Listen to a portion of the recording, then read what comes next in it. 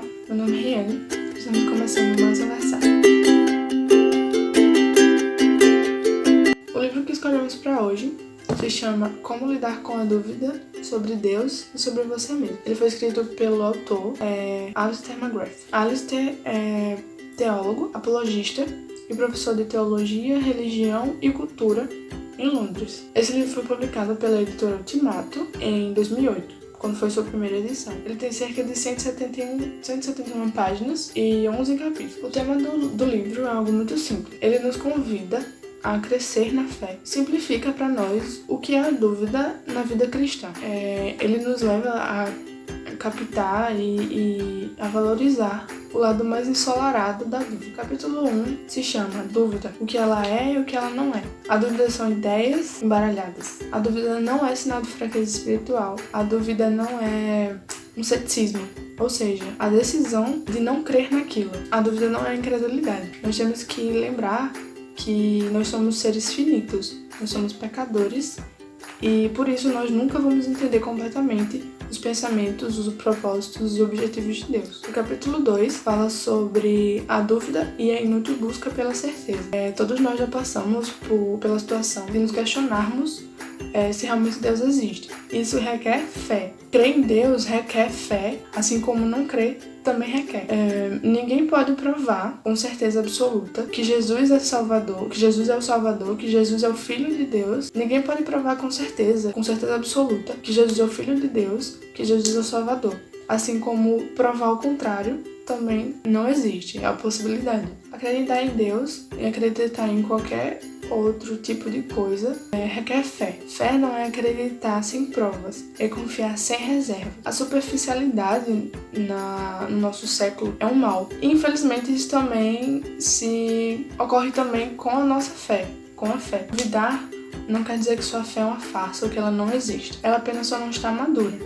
Mas você pode fazer com que ela amadureça, tendo relacionamento diário com Deus e buscando fazer ela crescer. O capítulo 3 fala sobre a dúvida em outras cosmovisões. Como o próprio título do capítulo fala, muitos cristãos acreditam que apenas nós, do cristianismo, temos dúvidas.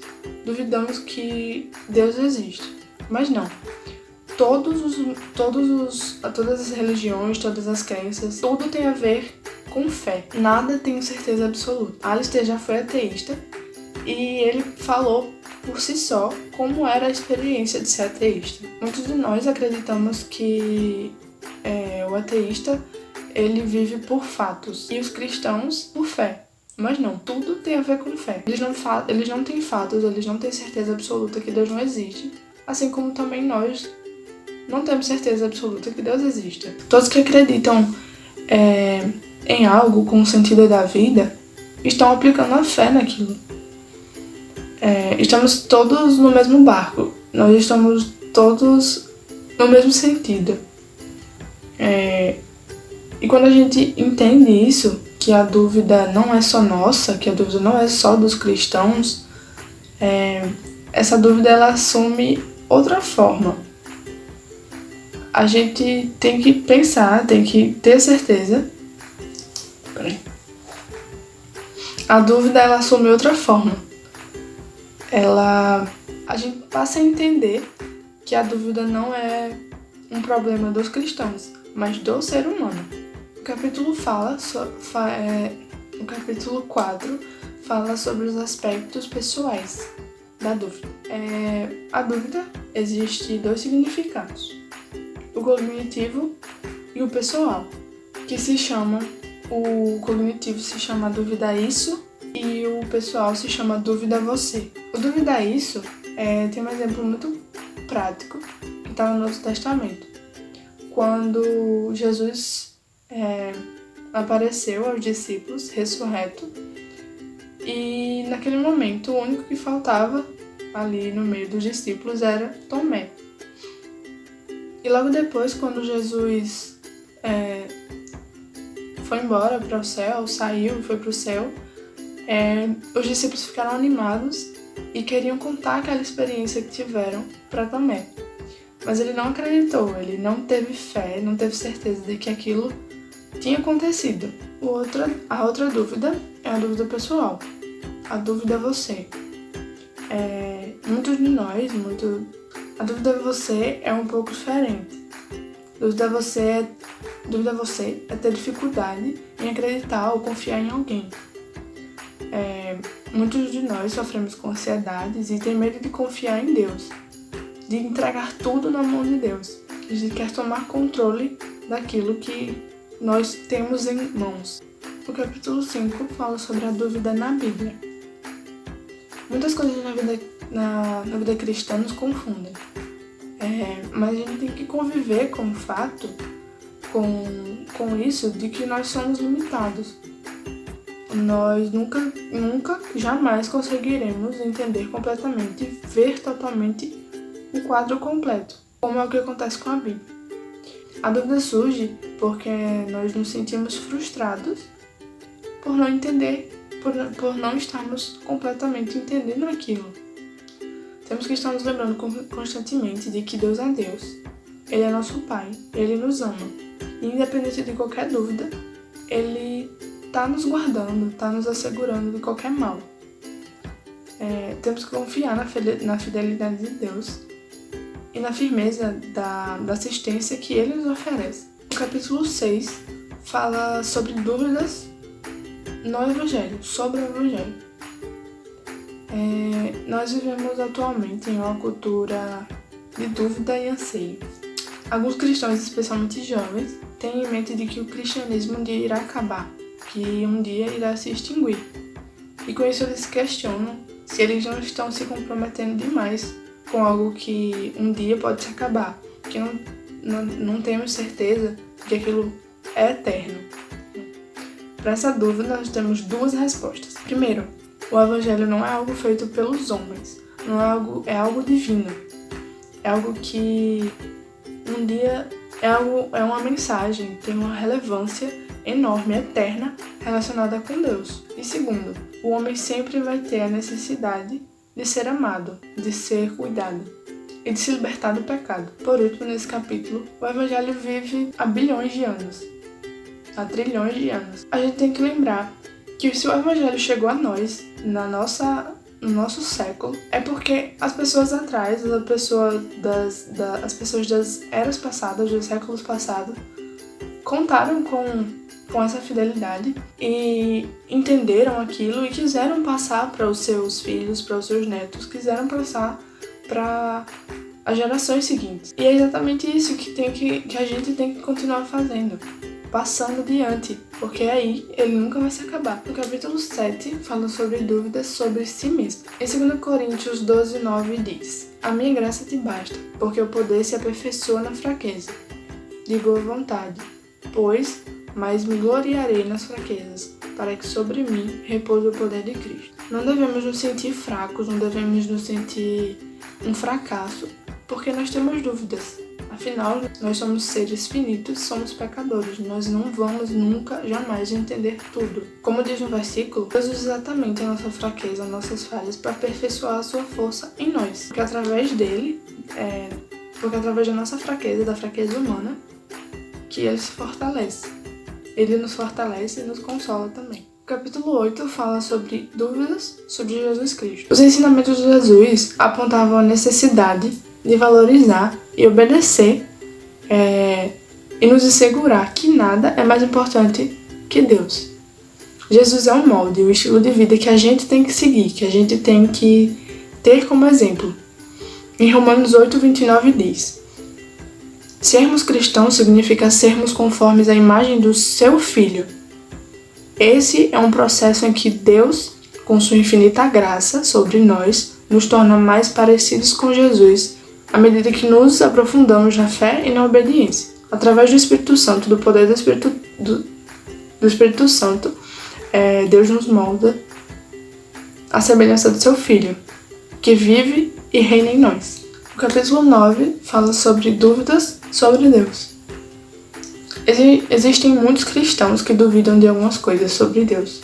Se Ele realmente existe, se Ele realmente nos ama e se Ele realmente cumpre com suas promessas. A maneira mais prática da gente refletir sobre isso é lembrar da crucificação de Jesus, daquele momento, daquela situação.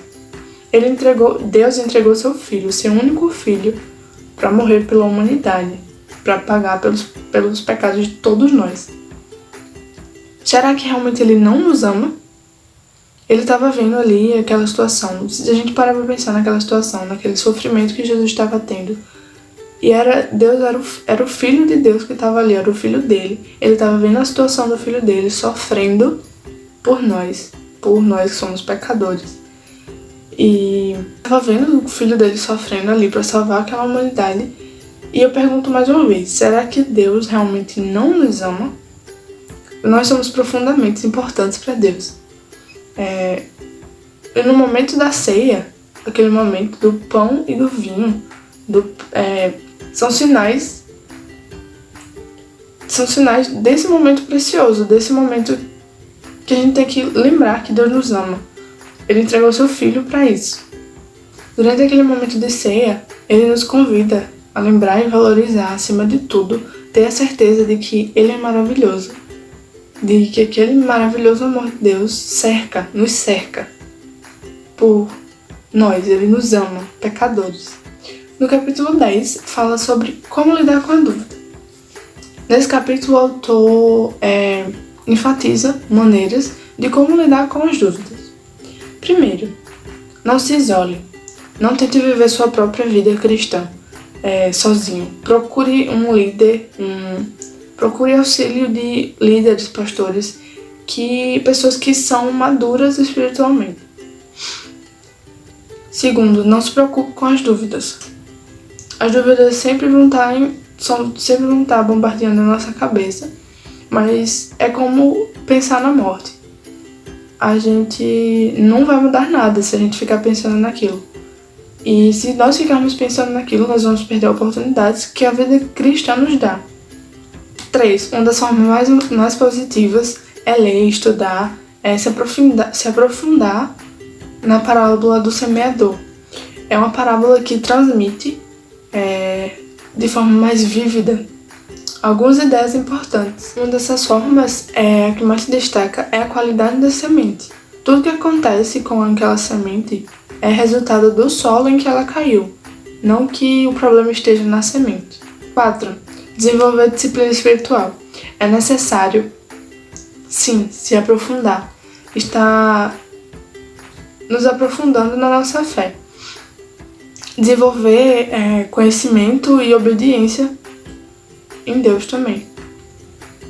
Isso nos ajuda a levar Deus a sério o suficiente para amar Ele e nos assegurar nele. O capítulo 11 fala a dúvida colocando-a na perspectiva. Deus deu o Espírito Santo dele a nós para que nós pudéssemos confiar, nos consolar e nos desafiar enquanto nós avançamos na fé. O cristianismo permanece ou cai de acordo com a verdade e a confiabilidade de nós em Deus, do Deus que ressuscitou Jesus dos mortos. Deus sempre é fiel às suas promessas e assim nós podemos tirar nossas dúvidas em relação a Deus. Deus é fiel, é totalmente fiel à sua aliança conosco, que nos promete misericórdia e perdão todos os dias, por sermos tão pecadores, e Ele ainda tem graça sobre nós. A graça permanece em nós e podemos confiar na fidelidade e constância de Deus o tempo inteiro. Para concluirmos, a dúvida não é algo que nos faz bem. É algo que muitas vezes excessivamente nos deixa preocupados, nos faz pensar que nós não somos filhos, nós não somos cristãos e nós não merecemos aquilo. Mas a dúvida vista de um ponto positivo, ela é uma ótima oportunidade para crescermos espiritualmente. Use a dúvida para ter um crescimento espiritual e desenvolver aspectos na fé. Então esse foi o vídeo. Muito obrigada e espero que você tenha gostado. Curta o vídeo, compartilha e é isso. Muito obrigada.